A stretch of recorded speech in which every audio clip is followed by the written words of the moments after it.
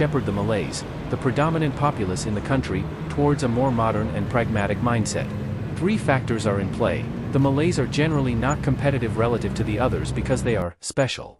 When a group receives special treatment in getting jobs, education, and economic opportunities, there is no compelling reason to push themselves and be highly competitive, former Law Minister Zaid Ibrahim wrote on X in response to questions from Politics Now. The Malays are Muslims by law. Unlike the Muslims in Singapore, Indonesia, Iran, or Turkey, the Muslims here are inclined to be less competitive and devote more time to religious activities. Hence, they want more religious classes in schools and less science and mathematics. Even in their free time, they want to learn more about religion, hence the proliferation of religious teachers, TV programs, and books to comfort them in the afterlife. The priorities markedly differ oppositely compared to the non-Muslims, whose preoccupation is more on worldly matters.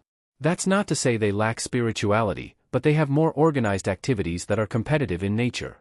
Lastly, the political culture is steeped in feudal practices. There is no desire to change, to generate new leaders and new ways of doing things. One permanent feature is the no contest rule. Leaders stay on forever. How does this culture encourage competitiveness in other facets of life? It has a severe debilitating effect on the populace as a whole. The sense of entitlement permeates the Malaysian universe, Zaid added. Better Malaysia or the reverse? While many would agree with Zaid that not all the blame can be heaped on Anwar and his Pakatan Rakyat coalition, few would disagree that hope for a better Malaysia in terms of much improved governance and level playing fields, which in turn would necessitate greater social, business and educational equality, were the promises sold by Anwar and Pakatan to their supporters. After finally managing to send Team Anwar into power in late 2022, to suggest that Pakatan supporters are disappointed may be grossly understating the facts, and this despite having suffered some 6 decades of hegemonic rule by the Malay nationalist UMNO party and a couple or so years of directionless rule by another Malay-centric coalition PN. Unfortunately, the wide-ranging reforms promised by Anwar and Pakatan have failed to materialize, and many believe that while he may hold on to power until his term ends in 2027, he will not have the courage or political will to lead Malaysia out of its toxic and self-created rut of racial quotas, business monopolies, racial bullying, or even that there will be less corruption. Crackdown on critics, one country, two systems?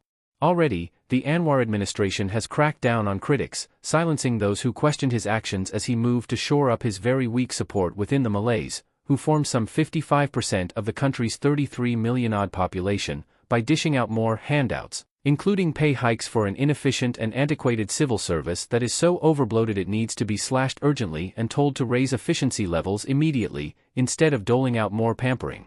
Despite having a multiracial population, the civil service is almost 100% Malay and representative of the vast vote bank that Anwar needs to convince if he is to hang on to power. His education minister has also been too timid, fearing to implement the drastic changes in direction needed to revitalize Malaysia's labor force and bring it into the modern and increasingly competitive world, where English and Mandarin, science and technology are the lingua franca and know-how sought first and foremost by global investors and conglomerates. In the IMF report, which ranks 67 economies worldwide, Malaysia plunged 7 spots to 34th position in competitiveness and for the first time, now lags behind Indonesia and Thailand. Within Asia-Pacific, Malaysia fell 4 places to 10th spot out of 14 countries. By sharp contrast, Singapore, which was once part of Malaysia, zoomed 4 spots upwards and is now the world's most competitive economy, surpassing Switzerland and Denmark.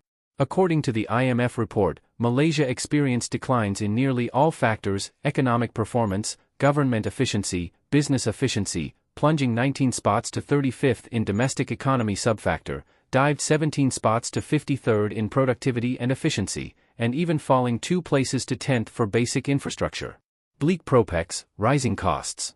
Going forward, prospects for improvement appear to be bleak, with the Anwar administration more likely to add extensively to the massive and deeply rooted social and corruption-linked problems that have dragged and continue to drag the country back into third world status despite its impressive physical infrastructure and glittering array of skyscrapers. For example, let's take tourism. It's a great and quick way to bring in cash, a former head of money at an international bank told Politics Now. The government invests and encourages the private sector to build tourist attractions, hotels, and etc. But on the other hand, does nothing or too little to stamp out the corruption at immigration. This puts off tourists and they will go home and blacklist you to their family and friends as a lousy and corrupt country. The costs of doing business is also headed upwards, after several subsidy cuts by Team Anwar, ostensibly to reduce the national debt burden. But is that what Anwar is doing, or is he shifting the burden to businesses and the rest of the Malaysian populace by using the savings to splurge on select groups that can advance his political interests, such as salary hikes for the civil service?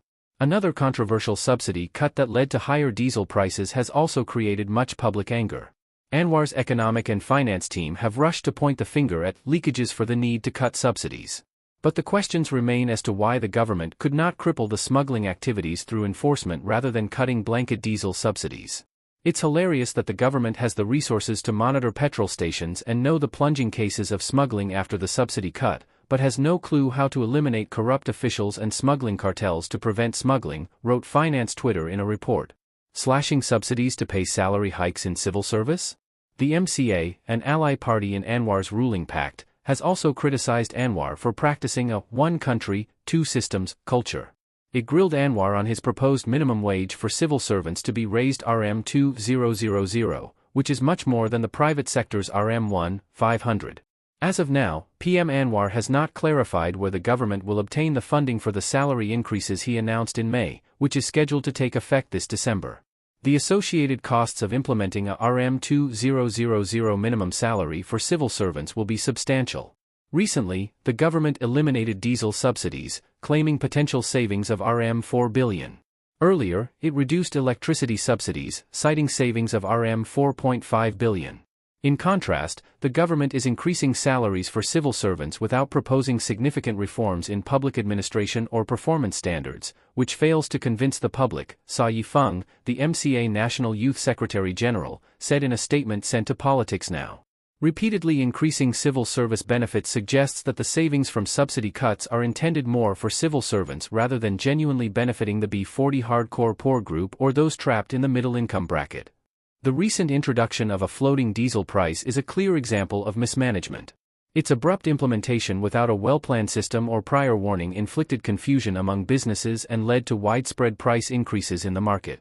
If the government intends to raise the domestic minimum wage to RM2,000, it should inform the public whether detailed research and planning have been conducted, including whether local businesses can afford it, potential economic ripple effects, and a specific implementation timeline to ensure that industries and the market are adequately prepared, Sa fired out. Triggering own doomsday domino and recession. Indeed, what is Anwar doing? Does he know about knock-on effects on business and living costs and how perilous these are in creating a doomsday domino in an already struggling economy? Is Anwar and Pakistan striving to ward off a recession, or are they in effect triggering one for Malaysia?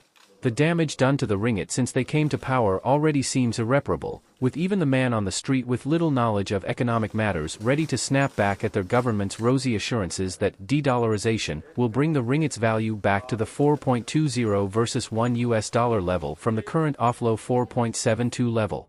The country's low marks in the world competitiveness ranking are not surprising, but thank God they're not much lower, Zaid had said a tad sarcastically. Goodbye Malaysia, he ended on a note that was ironic but hopefully not prophetic.